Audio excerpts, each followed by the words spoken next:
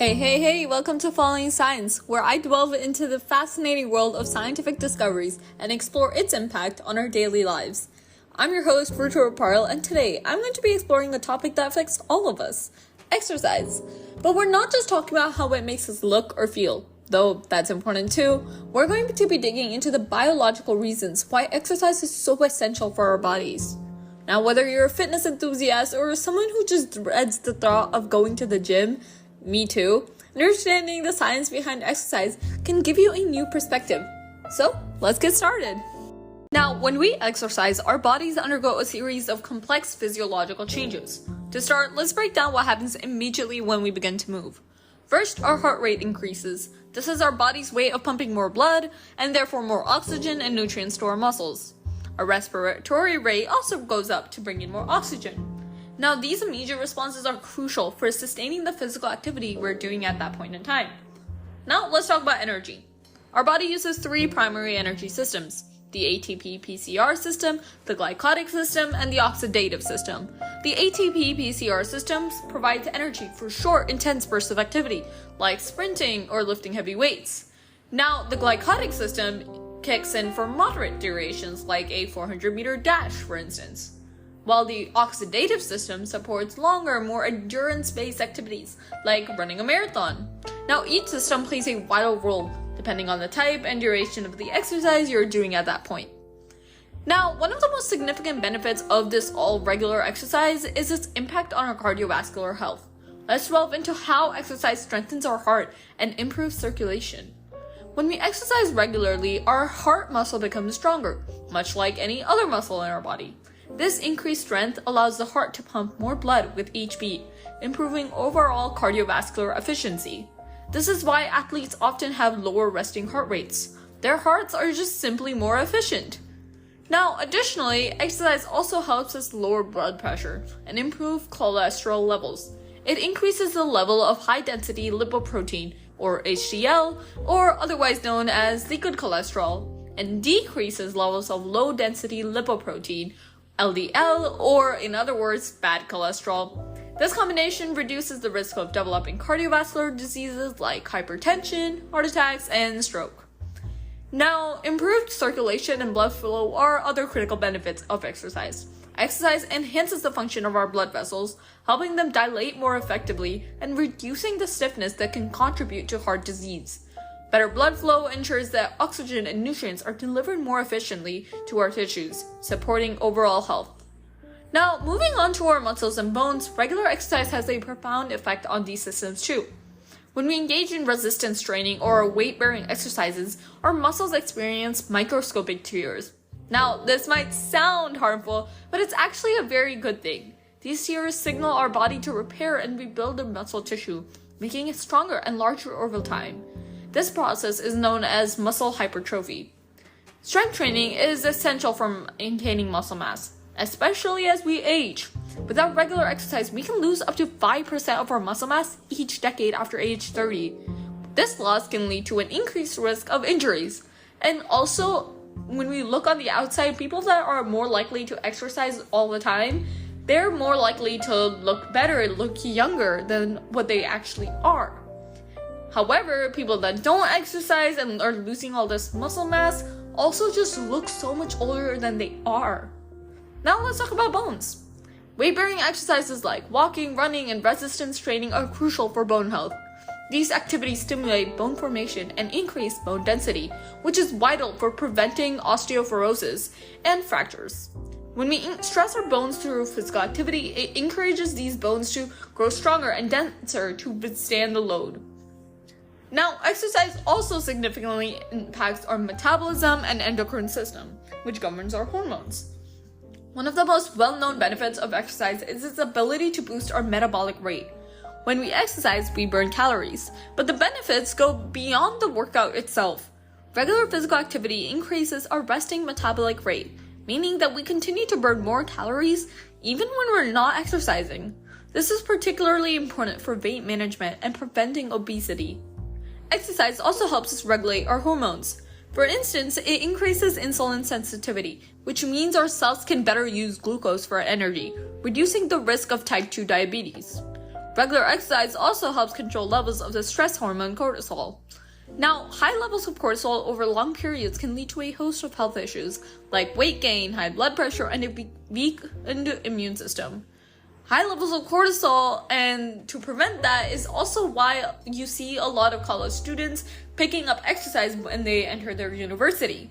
This is because a lot of these students want to prevent the stress that they get from their university life, and they do this by transferring it into a more productive area, which is exercise. Now, let's not forget about endorphins, the so-called feel-good hormones. Exercise stimulates the release of endorphins, which can help reduce pain and improve mood. This is why so many people report feeling happier and more relaxed after a workout. Now, the benefits of exercise extend to our mental health and cognitive function as well. Regular physical activity has shown to enhance brain function and protect against cognitive decline. One way it does this is by promoting neuroplasticity, the brain's ability to form new neural connections. This process is crucial for learning and memory.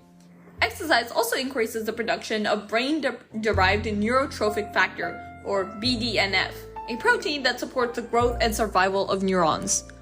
Studies have shown that people who exercise regularly have a reduced risk of developing neurodegenerative diseases like Alzheimer's and Parkinson's. Exercise also helps improve symptoms in those who already have these conditions. Now, beyond brain function, exercise is a powerful tool for mental well-being. It helps reduce symptoms for anxiety and depression. The release of endorphins and other neurotransmitters during exercise can help improve mood and create a sense of well-being. Additionally, physical activity can serve as a healthy coping mechanism for stress, providing a constructive outlet for tension and anxiety. Finally, let's talk about the long-term health benefits of regular exercise. One of the most compelling reasons to stay active is the prevention of chronic diseases.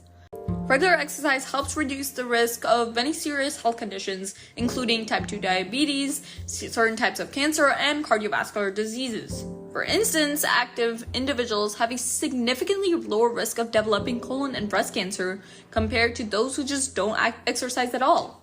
Now, exercise also contributes to longevity. Research shows that physically active people tend to live longer than those who are inactive. It's like a cheap recipe for preventing aging. But it's not just about adding years to your life, it's about adding life to your years. You can be super old, like you can be 100 years old, but if you haven't exercised throughout your life, you're not going to be that active, or you're not going to have that much life in you to just live, you know? So this is exactly why you should exercise. It's because it makes you just person with more potential, more fullness. Now, regular exercise also helps improve the quality of your life by enhancing physical function, reducing the risk of falls and injuries, and helping maintain independence as we age. You don't want to depend on somebody as you continue to grow older. You want to be able to do things yourself, which is exactly why daily exercise is so important. Now, another aspect is the immune system. Regular moderate exercise can help boost our immune system, helping to protect it against illnesses and infections. It enhances the circulation of immune cells, making them more efficient at identifying and attacking pathogens. However, it's worth noting that extreme, intense exercise without adequate recovery can temporarily suppress the immune system, so balance is key. Now, it's just like saying that 8 hours at a desk, just sitting there working on your laptop is bad for your health. Just like that, 8 hours of straight exercise without taking a break is bad for your health. Balance is key. This is also why people exercise different things daily. Well, if it's a leg exercise one day, then they do an ab exercise, then they do some cardio. So, for example, if you've done a lot of weight training one day, then maybe you should go do a Zumba class the next day. Just rest a little, recover, because if you continue to exercise a lot throughout the day, you actually increase your risk of injuries. Because, for example, if you're weight training for 8 hours a day, at some point you're going to be exhausted, and at some point it's going to increase your risk of injuries. Because after that adequate rest is when we get stronger, because we've done the work in exercise, then we rest, and that resting causes our bones, our muscles to get, stronger, which is again why balance is key.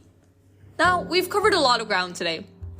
By exploring the myriad of ways exercise benefits our bodies at a biological level.